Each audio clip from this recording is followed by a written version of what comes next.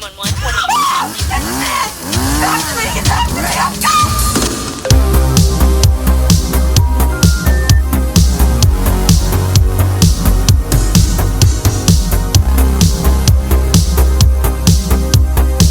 Whoa, whoa, whoa, whoa, whoa, whoa, whoa, everybody. You know what time it is. You know what time it is. You know what time it is. It's real vile time. That's right, babies. And we're back, and we're badder than ever. It is your host with the most, the G to the E to the R to the M. The T stands for the, but you already knew that. We're about to rip it up in a modern way, so you know it's got to be Mr. Germ T. Ripper.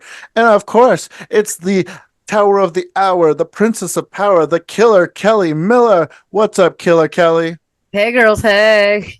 Hey, girls. Hey, indeed. And then, of course, we can't go anywhere without the Prime Minister, the Sinister, Mr. Ruthless Chris. Ruthless Chris, tell these people what's really going on. I'm in here and on you like a bad stink. What's up, y'all? Like a bad stink indeed. But you can't go anywhere without me. Funk. And I love that about you. Anyways, it's been a couple weeks. What have you guys been up to? Woo! It's been a fucking week. Let me feel this first. It's a couple days. We're coming off of our most recent show, Whiteouts, which was a no-ring death match in a skate park. This thing went over like gangbusters. Everyone had like such a good time. We had quite the adventure with Casanova Valentine when he was in town. We picked him up from the airport the day before the show. I was like, hey, you could go to the hotel and just hang out, until tomorrow, or you can come to Toledo with us, go to a metal show, go have a good time. He's like, fuck yeah, let's go to a metal show. So we took him to a local metal show. Next thing you know, like we're at the worst dive bar ever. And then he was like, I want to see the city's worst strip club. The Casanova experience. You guys got to have the full Casanova experience. So we took him to this place called Climax. It ended up being like someone's living room turned into a strip club, and we got kicked out, and it was a problem. So, that's tip of the iceberg on all the weirdness that happened over the weekend, but it was a lot of fun stuff. By now, the replay should be up on IWTV. Go check that shit out. And we'll be announcing some new dates, including coming to see you real soon there, Ripper, with the RPW crew. Woo. How about you, Kelly? Any other news? Anything you want to add on to that? Well, I was involved in all these shenanigans. I will say Whiteout was the most fucking unique show I've ever been to. Like, I can't wait for the footage to be up. By the time this comes out, it should be up. But yeah, it was cool. It should be up tomorrow. Fuck. It was cool as fuck. Other than that, they're trying to take away my remote access at work. So my job, I went from loving my job to being absolutely miserable. So I'm working on that. Other than that, yeah, it's been up and down for the past 2 weeks. She's used to be able to work from home, and they make her go to the office every day now. So starting about 9:15 every single day, I get to sit there and complain and piss and moan. Like, she was already a miserable person. There's no windows. Her in a cubicle with little sunlight to do. Like, when I leave, it's dark. When I come home, it's dark. Like, all day, no fucking sunlight. Yeah, it's getting dark at 4:30 out here right now. Fuck.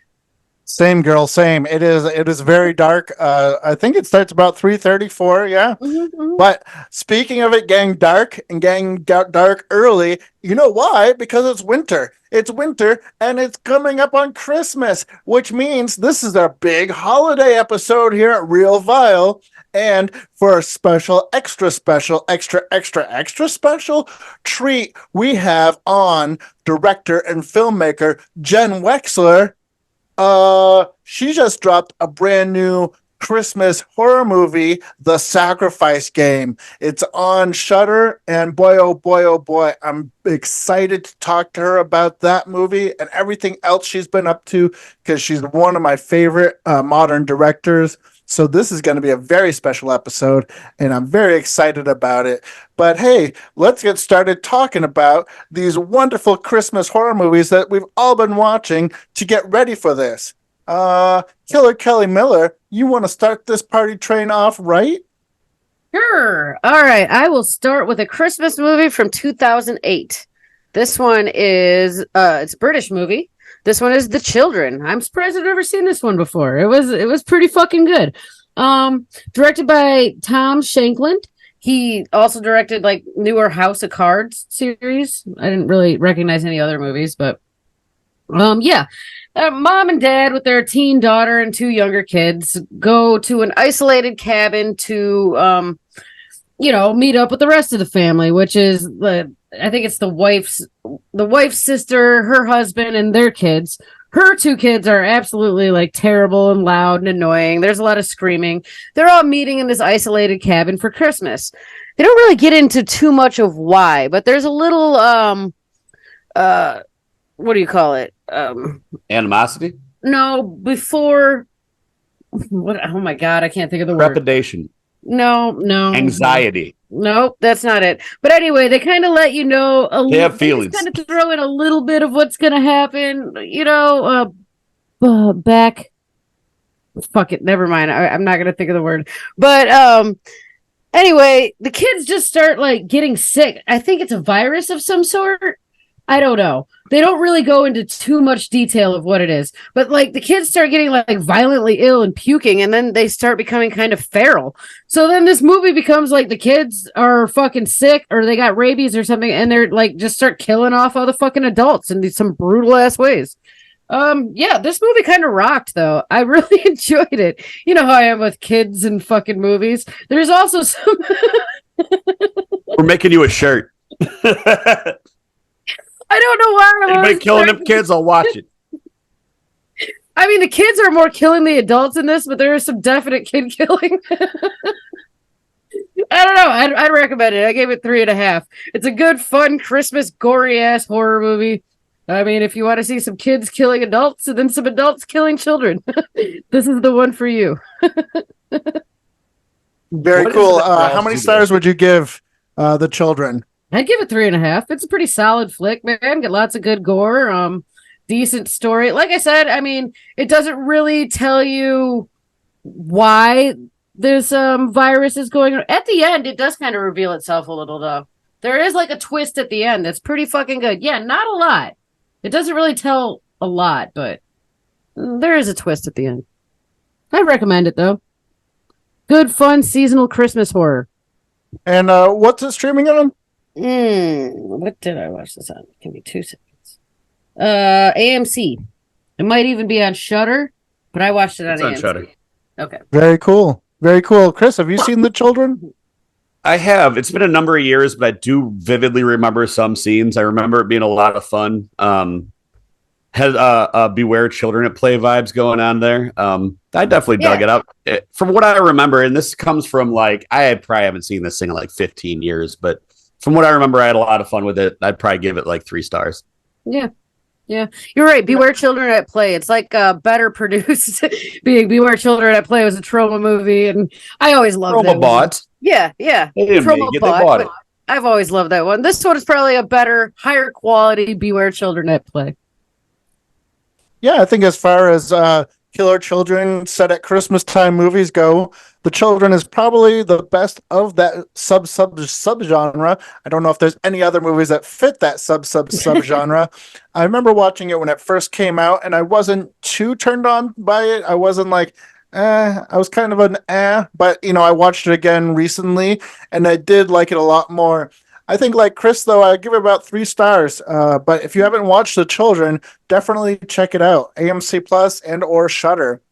And on that note, Ruthless Chris, what have you got for us, baby? I'm going to talk about a movie I know both of you guys have watched before I delve into something truly ridiculous, because my next 2 movies are very ridiculous, as I'm sure you guys could guess. But I watched It's a Wonderful Knife. This is brand new, just hit Shudder. Directed by Tyler McIntyre. He did Tragedy Girls, and he did Patchwork. He did some stuff on the VHS 99. The guy's a capable filmmaker. This one was a mixed bag to me. It's a horror movie kind of aping It's a Wonderful Life, obviously by the name, to where in this version, a serial killer comes to town and starts killing people, and a girl stops him and kills him. And then she doesn't like the blowback she's getting from the town, and it affects her life in such a way that she doesn't want to be around anymore, and she wishes not to be there anymore. So, as in It's a Wonderful Life, that happens, and she has to live in a society where she didn't kill the killer, but she knows who he is, and no one recognizes her as who she is because she never existed. So she knows everybody, but they don't know her, and she knows who the killer is, but no one will believe her. This one has its moments. There's a lot of good things going on for this thing, but it, in my opinion, really took a hard turn in the final act that I, to this day, do not understand. It felt like they were trying to do like something John Carpenter, but it didn't make sense, especially when there was, in the movie, there's an ending before the ending, and if they would have used the ending before the ending, it would have been great. But they went on to this other scene that was just batshit nuts, and it really lost me there. Justin Long makes this thing totally worth watching. I love Justin Long in a horror movie, and they gave him a spray tan. They gave him some big white veneers. He's talking in his best, like almost like Christian pastor voice, like almost like he was like a righteous gemstone. It's worth checking out. But I didn't really love it. I gave it like 2.5. And that's mostly because of the turn in the end. It was baffling. So 2.5. It's on Shudder. Killer Kelly, what did you think about It's a Wonderful Knife? I love Justin Long. Like, Chris is right. That's like the reason to watch this movie. Justin Long's great in every fucking horror movie. So, but yeah, I gave it about a 3. I thought it was decent. I think I liked it slightly more than Chris, but he's right about the ending. Like, if they would have stuck with that first ending and just, from there, it would have been better. In the movie theater. That would have been a great ending. Yeah. Yeah. Yeah, to begin with, it's a short movie as it is, and to think that they could have made it shorter and better is probably not saying the best about it, because that third act kills the movie for the most part, because the beginning is great. I love the first half, and that third act just kind of ruins it. I just looked up the score I gave it on Letterboxd for some reason. I must have really dug maybe the cinematography, maybe it's Justin Long, I'm not sure, but I gave it 3.5 on Letterboxd. I would knock it down to probably a 3, just because there is some great acting, there is some great ideas. It's just that third act is thumbs down. There was some sort of like political message about how there's drugs or mind control, and nothing really panned out. So either they had to pan out that idea and solidify it, or just cut it completely. One or the other. But yeah, 3 stars. It's on Shudder. Check it out. It's a Wonderful Knife. And we're going to keep this train chugging along the tracks. And I'm going to say I watched a whole lot of Christmas horror crap. I'm only going to talk about the 3 best ones, and they are still not that great. The first one I'm going to talk about is a Norwegian film, which is the only reason I decided to sit through it. But it's called Christmas Cruelty, made in 2013, and we follow a serial killer and his victims as they all prepare for Christmas in their own ways. This year, it doesn't matter if you've been naughty or nice, Santa is coming to town no matter what, and he knows where you live. As soon as I saw that it was put out by Unearthed Films, I knew that it was going to be above and beyond. It would be considered extreme horror, and it definitely is. In less than 4.5 minutes of the film, there's a rape scene, and there's a baby being sawed in half with a power saw. It's extreme horror. Haley. She's gonna cue it up right next. But then, it goes to a bar scene where they try to kind of give it a joking tone with the 3 metalheads hanging out, and they're busting jokes on each other, and they're kind of like in a hillbilly bar, because one of the guys is playing a guitar that has is shaped like a Confederate flag, and I was just like, what? That would not happen in Norway. That's not a Norwegian thing. Now and then throughout the movie, we just got like a lot of montages. There's so many montages in this. It's just like, oh my god, please get back to that horrific, over the top violence. And once they do, it is once again horrific and once again over the top in its gore and violence. It would be like kind of in the realm of Terrifier-esque violence, but more realistic because it's not a creepy clown. It's just some fat old guy in a Santa suit and some weird homemade mask, like just slicing people up and raping women. Yeah, it's not fun to watch. I sat through a lot of crap, and this was actually not the worst of the crap I watched. But because it is Norwegian and because I did get to see a fat guy's butt, which I'm a big fan of, I'll give it 2 stars. It's streaming on Tubi. If you're interested in some extreme horror, have either of you heard of Christmas Cruelty? No, I have not. I have. I queued it up, but I haven't watched it yet. It's in my Christmas queue. What? It's in my Christmas queue. Fair enough. Christmas queue. I wouldn't recommend it, but if you like extreme horror, it's worth watching once. But let's keep this train chugging along because we want to get to that interview. Killer Kelly, what you got for us next, baby? All right. The next movie I watched is fucking ridiculous. This is Gingerdead Man, 2005, directed by, here we go, Charles Band, who also did Puppet Master, Bad CGI Gator, and one that we just recently went over on our most recent shit fest, fucking Blood Dolls. Amongst like 180 other movies. Oh, dude. He's Mr. Full Moon. Yeah, that list was insane. You can also watch the Gingerdead Man versus the Evil Bong if you want to, because he made that as well. Don't. But anyway, this is Gary Busey stars in this. Gary Busey plays a psychopath who is sent to the electric chair, because he's a fucking murderous bastard. He's sent to the electric chair because of some girl's testimony. He killed her dad and brother or sister or something like that. Anyway, he killed her family. So like years later, after he's dead and gone, she's working in a bakery, and it's Christmas. She's making some gingerbread cookies, and oddly, somebody like knocks on the back door, and when she opens it, like some cloaked person runs around the fucking corner, and there's a bag of ingredients just sitting by the back door. Why wouldn't she use them?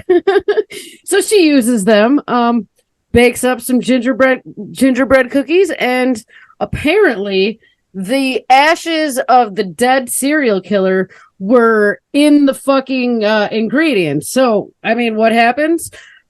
He becomes resurrected as a murderous gingerbread man, of course. This movie is basically like the Chucky story.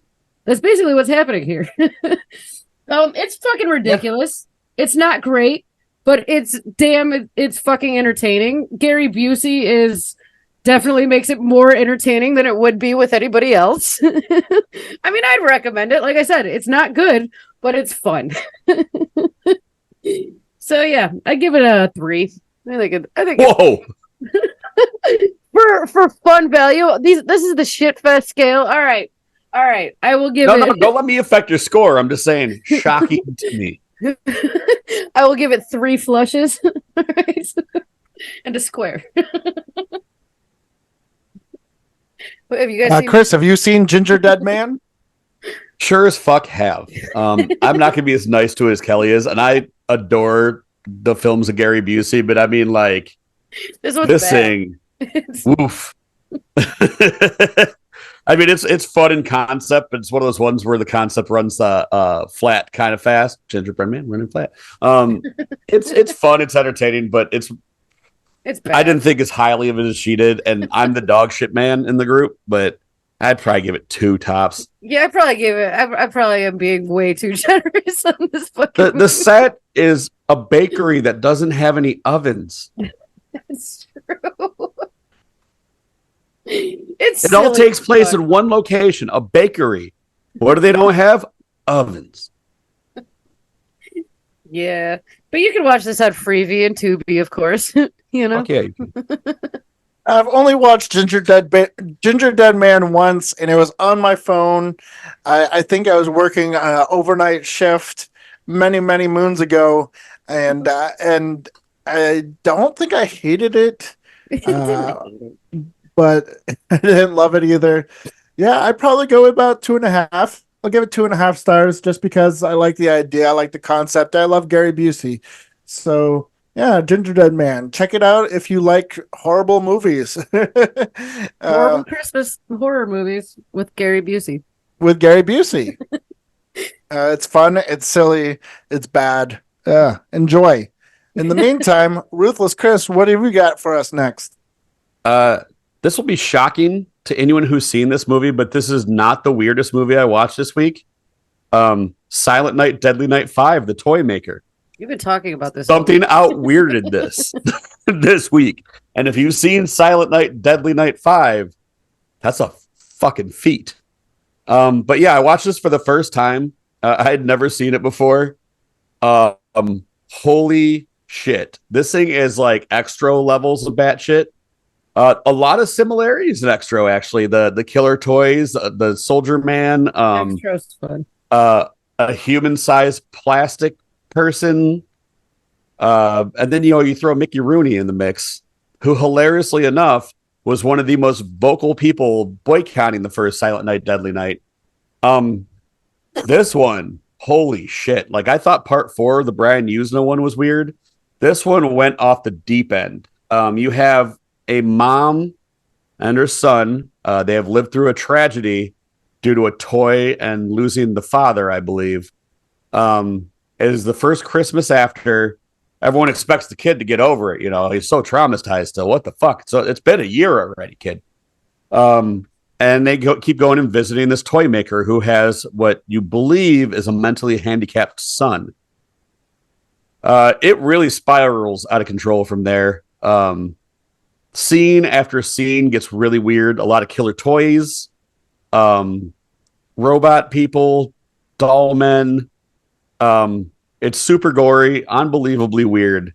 I had an utter blast with that. I didn't think that a Part 5 could be the wildest one in the movie, but Part 5 is the craziest one. I gave it 3.5.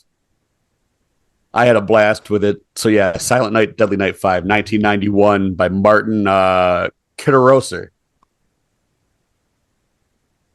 Kelly, have you seen Silent Night, Deadly Night 5? Nope, not this one. Chris has been talking about it all week, though. Like every time movies have come up, he's like, "I just watched Silent Night, Deadly Night 5," and I'm like,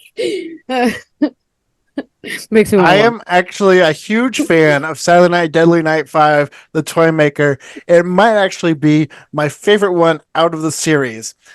Because of everything you said, it is bonkers, it is crazy, but it also has a sense of whimsy, which for me, to have a great holiday horror movie, it needs to have a sense of whimsy. And this one maintains that, and it's just so crazy. And I love that you mentioned that Mickey Rooney is in this, and he was such a proponent to the original Silent Night, Deadly Night film. It was just like, it feels like they almost offered him the role as like, it's like a fuck you. Yeah, and he's poor and he doesn't have any other roles to take, so he takes it. But I think it's his character's name, Jay Pedo or something like that. He's Jay Pedo, which is insane. The store is called Pedos. The toy store is called Pedos, and now they're making a Geppetto joke, but the toy store is called Pedos, and then the kid is Okio. Right. It's so heavy-handed as like it's Pinocchio. This is the story of Pinocchio, but in an evil Christmas way. I love it. I love how silly it is. I legitimately love Howard the Duck. I legitimately love Garbage Pail Kids the movie, and I legitimately love Silent Night, Deadly Night 5, The Toymaker. With that being said, I give it 3.5 stars, and if you haven't seen it, you have to watch it because it is well worth a watch. If you like, 80s, early 90s trash cinema, What did you say this was streaming on? I believe it's on Shudder and Tubi right now. I think all of them are. Shudder and Tubi. Definitely watch Silent Night, Deadly Night, Part 5, The Toymaker. With that being said, we're going to keep the terror train chugging along, boop, boop, on a Christmas train, boop, boop, Christmas train, boop, boop. And I'm going to talk about 2011's Cadaver Christmas. Now, I was trying to find something that wasn't a slasher, something a little bit more unusual, and I came across a zombie Christmas movie. In this film, united by terrifying and bizarre circumstances, a janitor, a drunk, a bartender, a cop, the perpetrator that the cop has arrested, and the student security guard all fight to undo the professor's work. Professor has invented this snail that will enter people's brains and bring them back to life. And he did this specifically to bring back his wife, if I remember correctly. Well, Yeah. Of course, in every zombie movie, once the outbreak starts, people try to be the hero. They want to control it, blah, blah, blah. Well, that's where you get this mixed bag of characters that try to keep this under control on Christmas Eve. It is funny. And I think the comedy really moves it along. I really enjoyed the janitor character. I enjoyed that this didn't take itself seriously at all. I could tell that it was made about the same time as the big faux grindhouse craze was going on. Like they used that gimmick in the film, so there's that damaged film filter throughout the entire film, which is okay. I liked it. I was a big fan of that gimmick at the time. But if you want something stupid, once again, something stupid, something fun, I would suggest a Cadaver Christmas. It is streaming on Plex, Roku, and Tubi, and I give it 3 stars. Have either of you seen or heard of a Cadaver Christmas? I've heard of it. I stumbled across it on Tubi. It's on my list, but I have not watched it. I actually own a copy. I watched it. I don't remember much about it. I think this is one of the ones I drank or watched on Christmas Eve while I was drinking heavily, but I don't think I hated it. I can't give it a star rating though, and be fair about it. So, but I do own a copy, and Kelly will tell you when it comes to holidays, I'll go and through my collection, and just put a stack next to my player, and it's just everything for that theme for that holiday, and it's in the stack. So fair enough. Yeah. But if you want to watch a silly Christmas themed zombie movie and you're ready to laugh about it, definitely give a Cadaver Christmas a shot. But this Christmas train is chugging along, choo choo. And hey, Killer Kelly, get on this Christmas train and tell these people what you watch next. All right. This next one isn't exactly a Christmas train. It is a winter train, though. I took the winter theme on this one, and this one wasn't very good. This one is 2020 Centigrade. It follows a writer and her husband, and they pull over during a snowstorm in Norway and to sleep, obviously, to save some time to wherever they were going. I don't know. They were like, we're too tired, we won't make it, it's snowing, let's just pull over and we'll drive in the morning. Well, a blizzard happened overnight and their car gets completely buried. So this is one of those movies that take place inside the entire movie, inside the fucking vehicle. And I swear to God, these two dumbasses in this car are like, oh God, there's a sunroof for one, which they never try, to get out that way. Never, not once. They're trying to chisel their way out of here. Plus she's pregnant as fuck. They're fighting the entire time. This wasn't very good, man. It was more of a thriller than a horror movie. I don't know why it was advertised as, but it was pretty fucking dumb. Apparently they were stuck in there for 2 weeks. It's supposed to be based on a true story. I give this one a 2, man. It wasn't good. Well, fair enough. Sounds like you watched one so that we don't have to. So We salute you, Killer Kelly. Chris, have you seen Centigrade? No. No, they were just so fucking dumb. Like after a couple days of sitting there, they're like, let's try this window, and then she rolls it down, and then they start. It's like you have a sunroof. You idiots have a fucking sunroof. If you're gonna try any window, go that way. If somebody does want to check this out, what would you say it's streaming on? Oh, I think it was like it was AMC. AMC Plus. All right. So check it out on there if you want to watch it. Otherwise, once again, salute to you, Killer Kelly, for watching this film so we don't have to. Yeah, but we're going to keep this Christmas train a chugging along. And Ruthless Chris, what do you got for us? One last round before we get to our interview with Jenn Wexler. So this one was the doozy of the bunch. I already copied this immediately after watching it. This is 1995's Frostbiter, The Curse of the Wendigo. I feel like I watched this. It did used to be a trauma movie at one point. Okay. This is two directors trying their best to make Evil Dead, but also just making it as silly as possible. This has everything in it. It has miniatures. It has puppets. It has monsters. It has stop motion. It feels like Spookies meets Evil Dead 2. There's a chili monster, and for some reason, the guy that did the soundtrack decided to make it a parody of a Prince song about chili. Every time they show this chili monster, there's a giant stop motion Wendigo. There's bat people, melt effects, skeletons. It's a really fucking weird, low budget, awesome movie. But what you have is you have a group of hunters. They go out to the woods and they find a sigil made of human skulls, and they fuck with it and break it. And they come to find out that is like curse or keeping the Wendigo off the land. And the Wendigo is an ancient Indian like demon. And in this movie, it can possess and be and do anything, anywhere. Even though at the end it's just a giant stop motion centaur with elk horns and a giant ice club. I can't say enough about how much fun this movie was. Like it within 5 minutes, it was up and running, and there was a monster every 5 minutes, and it was a different one, except for the chili monster. That thing comes back a bunch. It's very ham-fisted on purpose. It doesn't take itself seriously. The special effects are god awful in the best way. I loved everything about this movie. Like, this is like my bread and butter. Slather it on and give it to me all day. Frostbiter, Curse of the Wendigo, 4 fucking stars. Go get you a copy. Go check it out. It's awful. You'll love it.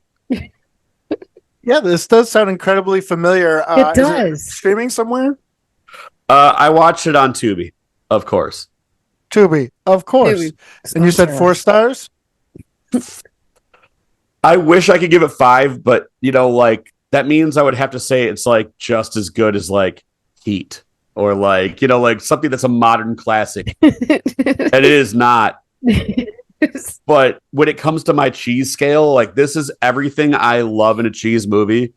And a lot of times the cheese movies have like 45 minutes of crap you got to trudge through to get it to be fun. 5 minutes. You're off and running until the credits roll. Very cool. Well, if you haven't seen Wendigo, definitely check that out because it sounds like a lot of fun. I've got one last movie to talk about before we get to our big interview with our guest, Jenn Wexler. And I'm going to talk about 2020's Hosts. Now, this is one that I didn't expect to find. And luckily, I was just scrolling through Twitter and it popped up.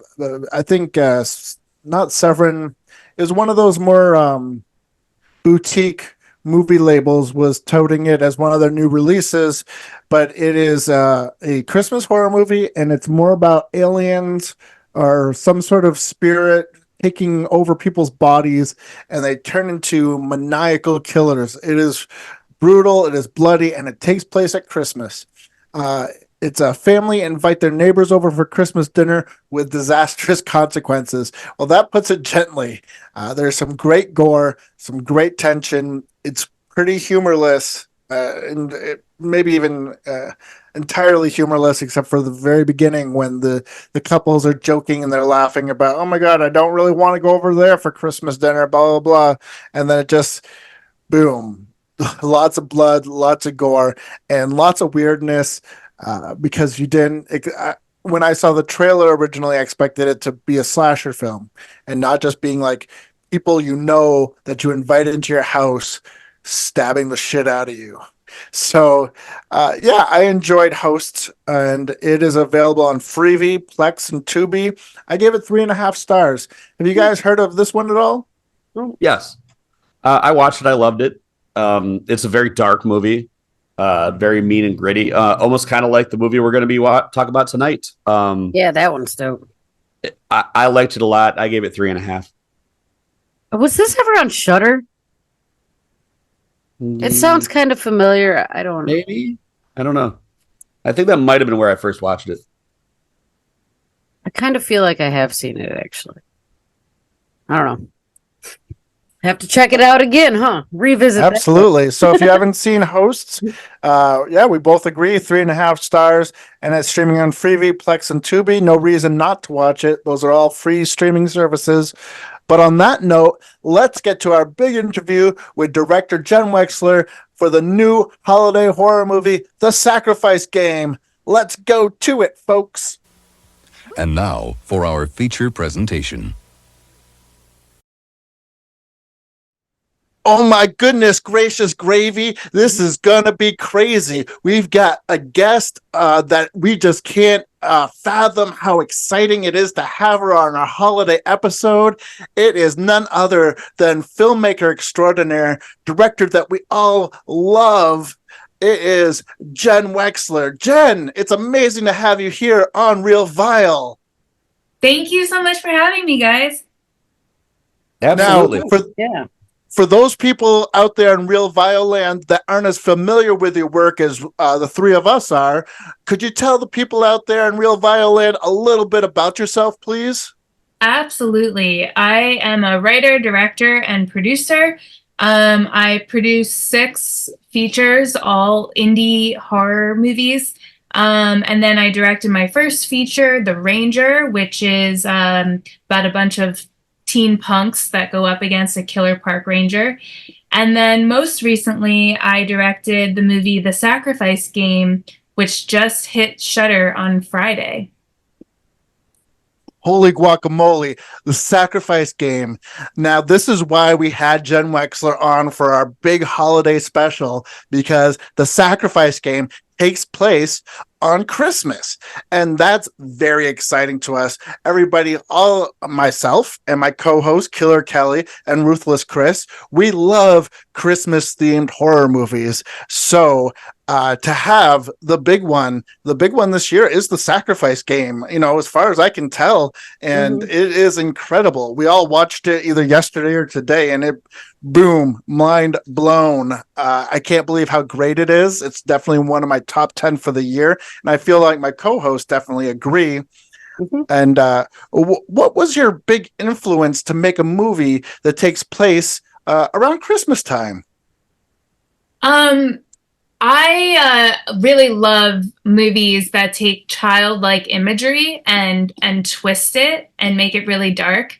If you think about movies like It and The Babadook, I think that there's just something about that that's really unsettling, and that's why people are attracted to that. And for me, the ultimate holiday that does that is Christmas. We have so many, heartwarming, positive memories wrapped up in Christmas. So what's more fun than taking something that's so sweet and making it really dark and twisted? I love subverting something like Christmas or a light and beautiful idea and just twisting it to something dark and crazy, because there's so many twists and turns in this movie. I just can't get enough of it. I could watch this multiple times, because there's just, you don't know I'm 45 years old. I've been watching horror movies since I was 8 years old. And every time I thought, okay, well, this is going to happen next. That's not what happened next. Something completely different happened next. And that was just wow. Thank you. Thank you for doing that to begin with. But I'm pretty good at picking out where a movie's going to go ahead of time, especially even when they think they're going to give me a turn and I didn't know where this one was going. I thought I had it figured out, by the first half of it, and you button hooked me. Yeah, Awesome. you pulled an old switcheroo on me, and I really liked what you did with it.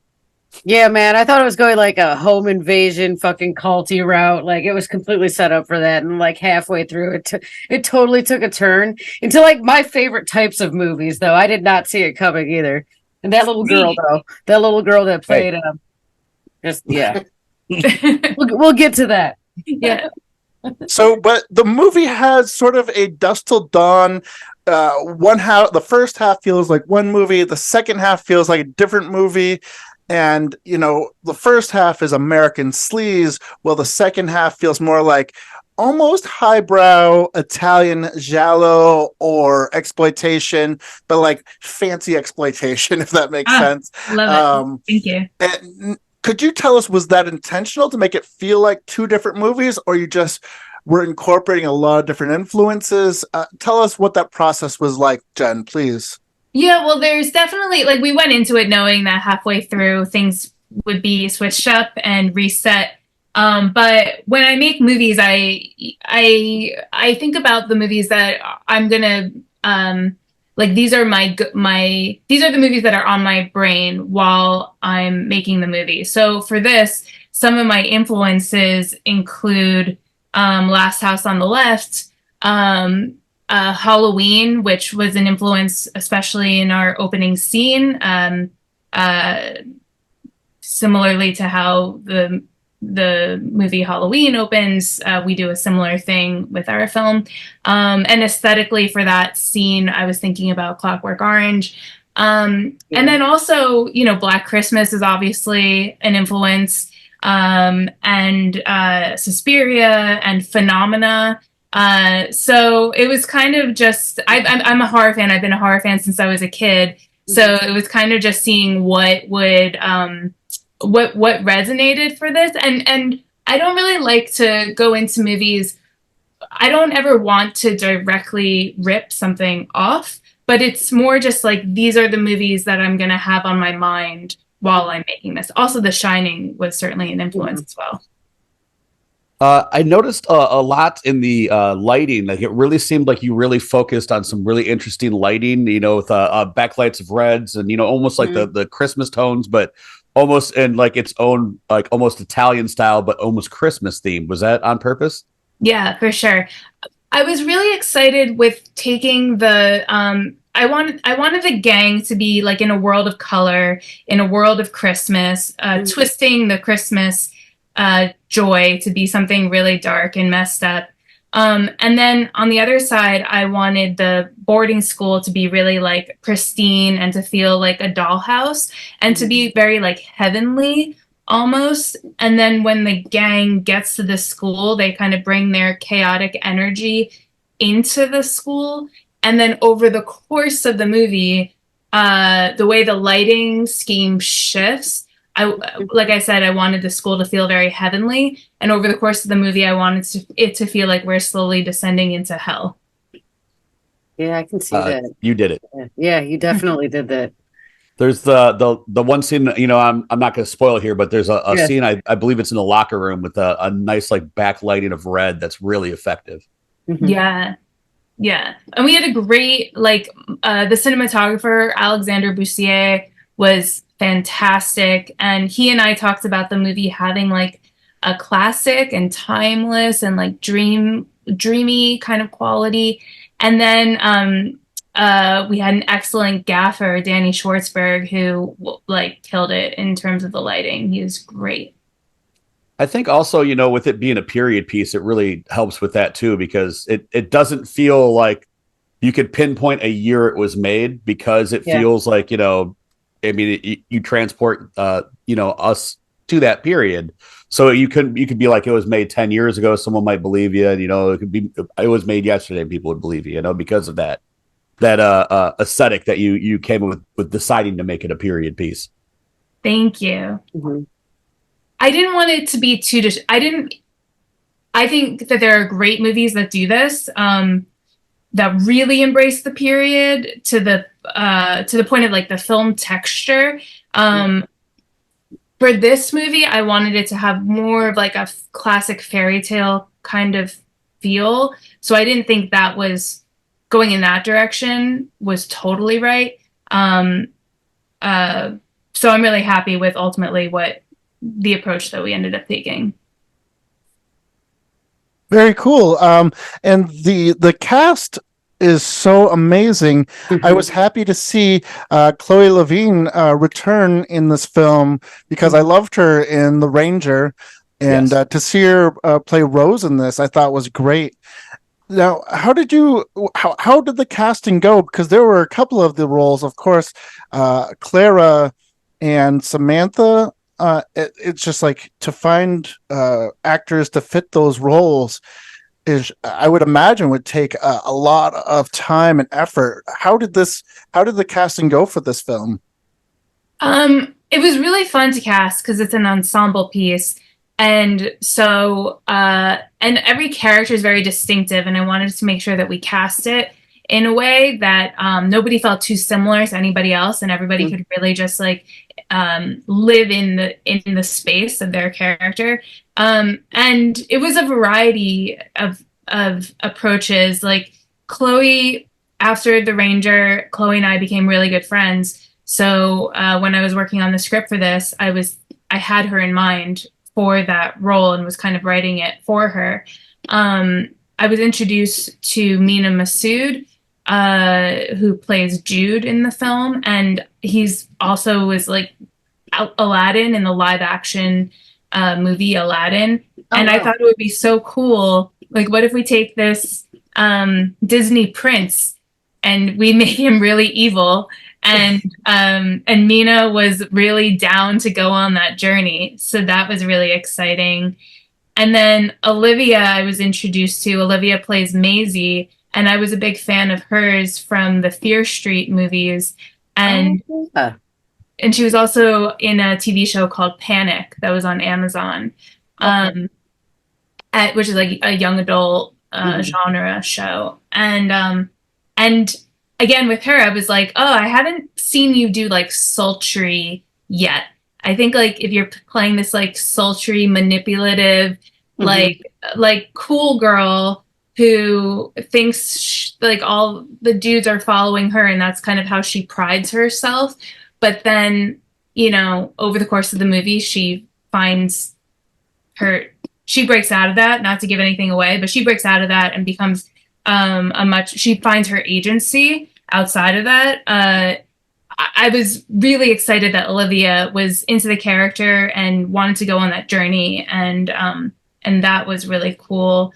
And then same thing with Gus, who plays Jimmy. He was in American Horror Story, and he's also an Olympic medalist for skiing. And he's also an LGBTQ icon.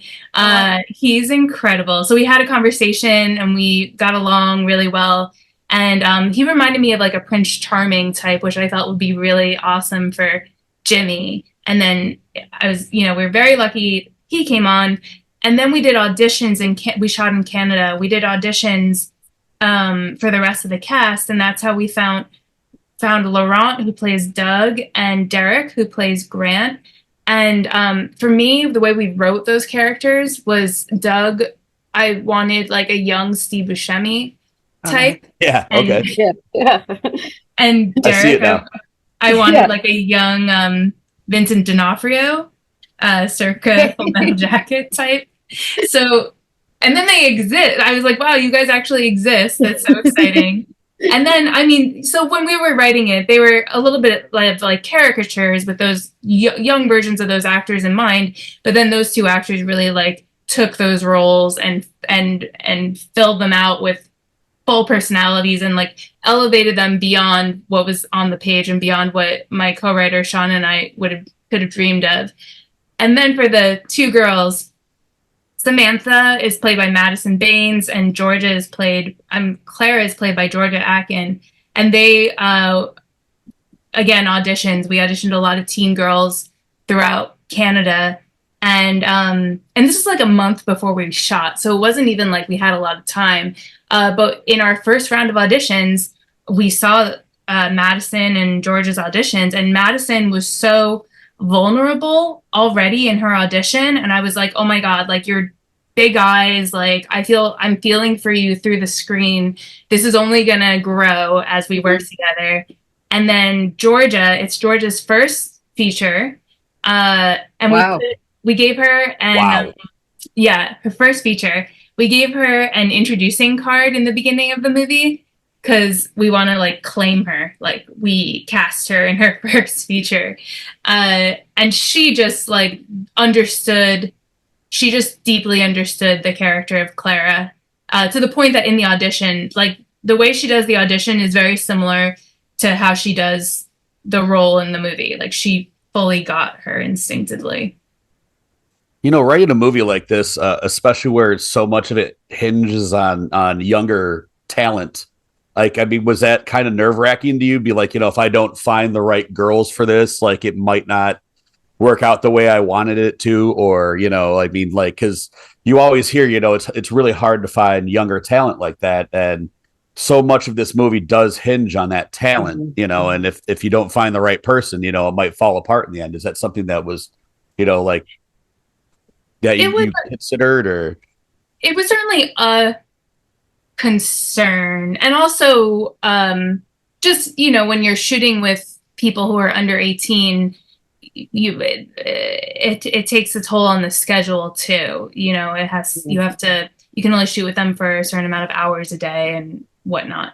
It was a concern, and certainly the producers and then my co-writer and we had conversations like, I hope we find, you know, people for this. But deep in my heart, I always knew these people were out there. So I think maybe around me there was some concern, but like I was never concerned. I was like, we're gonna find them. They're gonna be great. It's gonna be awesome. you know, and I mean this is a complete compliment, but it feels like the way you wrote this script, it's like you wanted to challenge yourself in almost every way, shape, and form. Yeah. Period piece, child actors, you know, I mean, like these things that aren't easy to pull off, especially for a second time filmmaker. So, you know, it really attests to your skill in what you're doing, the way that this movie came off. So, you know, I applaud you for that. Thank you. Yeah, no, the whole thing is amazing. One of the scenes stuck out to me. It is a scene where one of the characters that we learn is more of the protagonist than an antagonist or protagonist. She does a dance that reminded me a lot of Angela and Night of the Demons dance. Was that an influence on that dance scene? Because that was like the first thing that popped into my head. I was like, punk rock, goth. Okay, I can definitely see it. Was that an influence? 100%. Like, yes. To the point where there wasn't a fireplace in that room. And the whole school was perfect, and this room was amazing. And I was like, this is where it's going to happen. But we need to build a fireplace. And at first, everybody was like, no, this is like a historical heritage site. There's no way they're allowing us. And they said no. The location said no at first. But our producers made it work with the location, and then our art team built the fireplace, and then our FX team built the fire, and we what you're not seeing is that behind the fireplace there's a window, so that's where the fire is, that's where the smoke is going out. But all that is to say that yes, that was an influence, and like we needed a fireplace for that to work. And I will say, so my friend is a choreographer, Abby Leaf, and she choreographed the dance.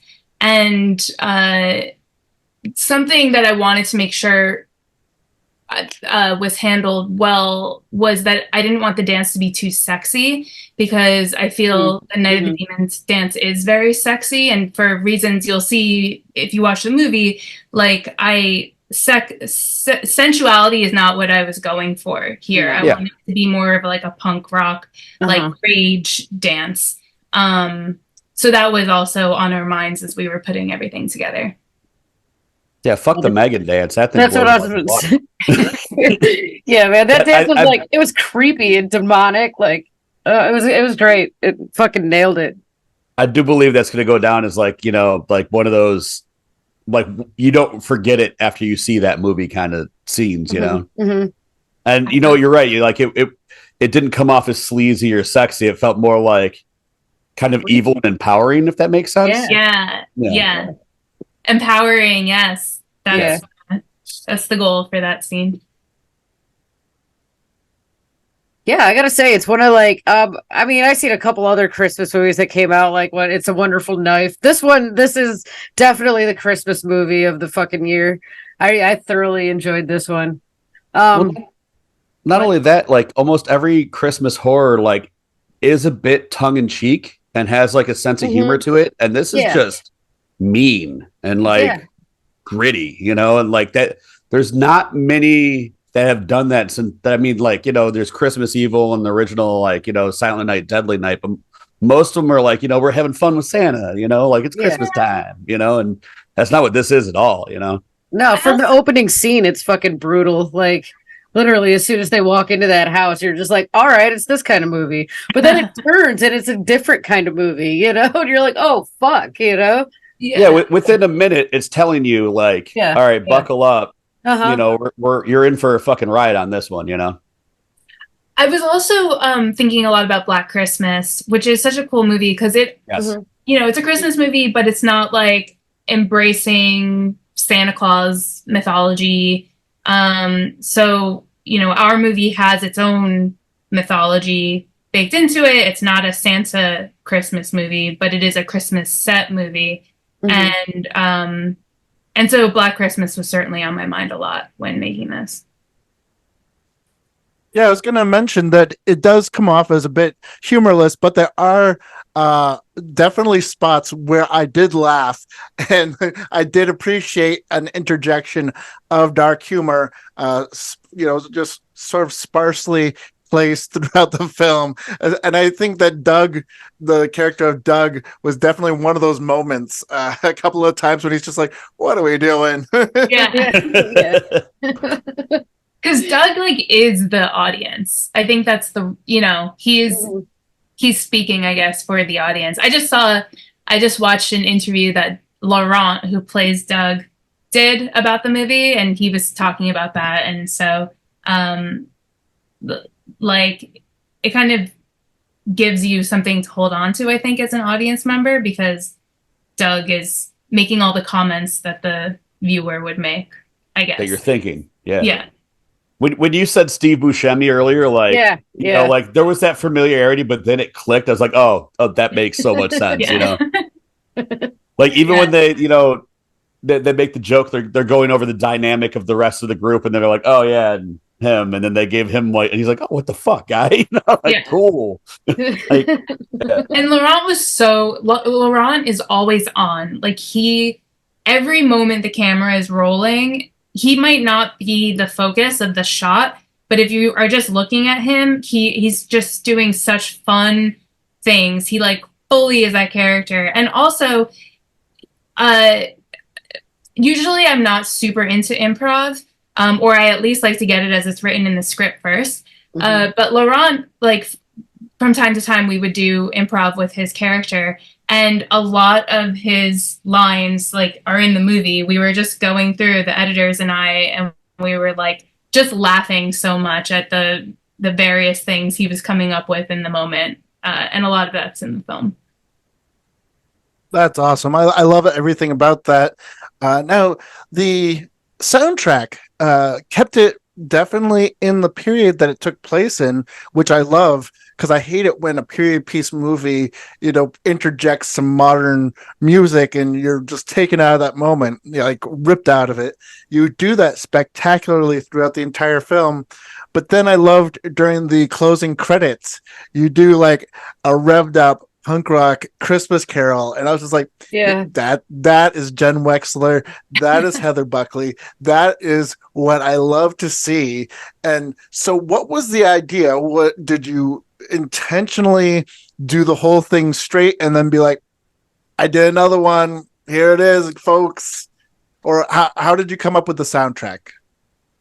So we worked with great music supervisors, a company called AMG. And they were like, this is one of my favorite parts of making a movie is when you have your full cut and then your music supervisor is sending you songs, and then you just get to play and you get to try things out under different parts of the movie. I find that so fun. So different songs, again, kind of like casting, different songs came to us in different ways. Like the opening song is by a band called LA Witch, Kill My Baby Tonight. And that was just like on my playlist since I was writing, like number one on my playlist since I was writing the movie. And then when we, had that scene, I just brought it into Premiere, put that song under, showed the producers, and I was like, guys, this is so cool. Like, we have to get this song. And they were all down. And then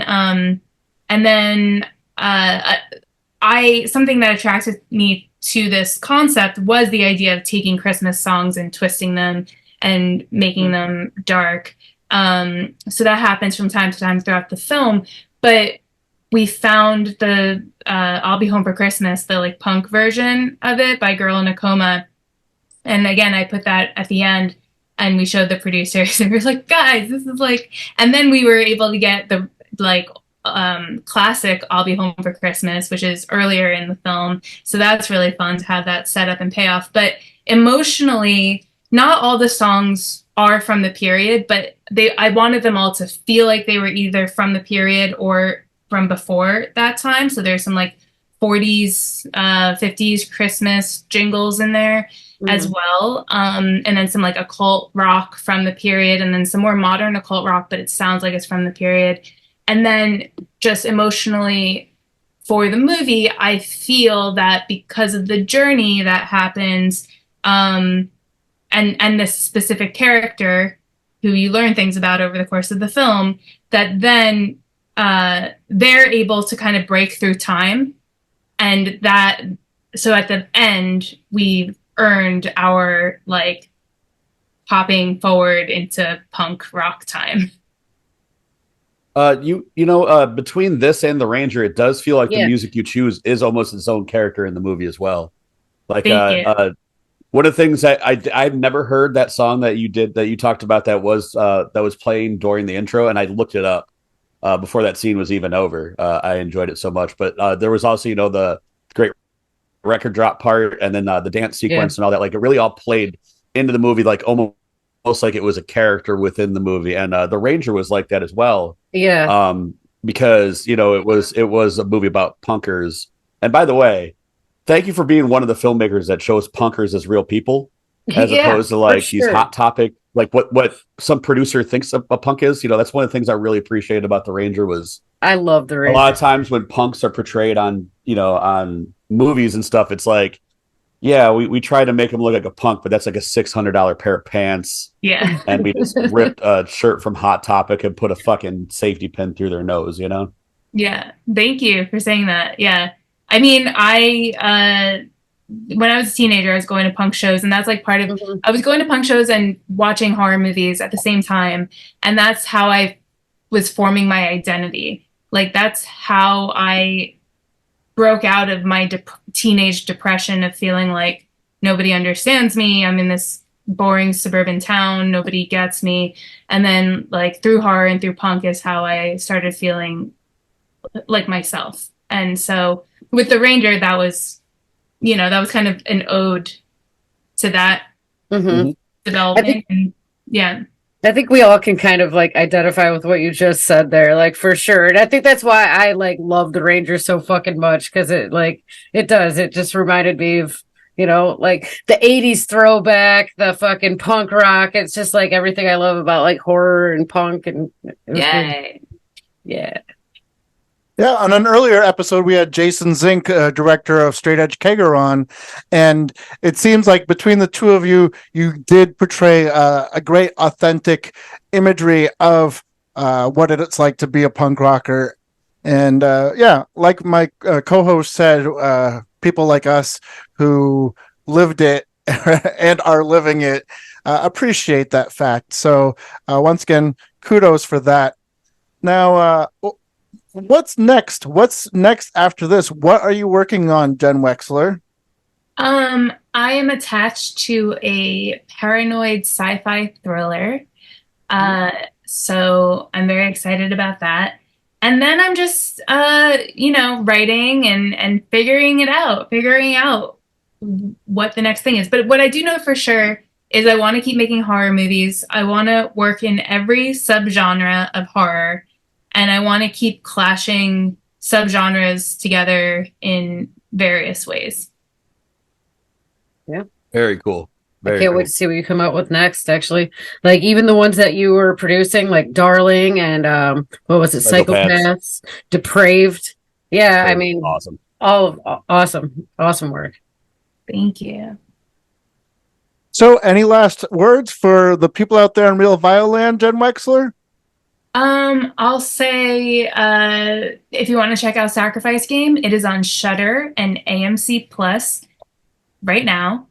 So take a look. Watch before Christmas to get the full counting down to Christmas experience. And other than that, just like thank you guys so much for having me. This was a blast. Yeah, thanks for coming on. Yeah, for sure. Killer Kelly, you got any last words for the people out there in Real Violand? I mean, check out her movies. Check out Darling. Check out Psychopaths. Check out Depraved.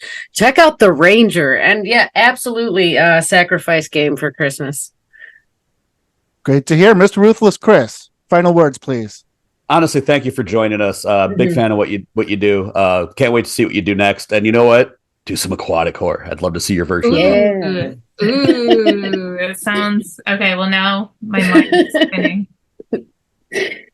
Well, on that note, once again, I'd like to say a big thank you to Jenn Wexler for joining us here on Real Vile. And definitely check out The Sacrifice Game because it's a wonderful movie. It's one of my favorites of the year and definitely one of my favorite new holiday horror movies.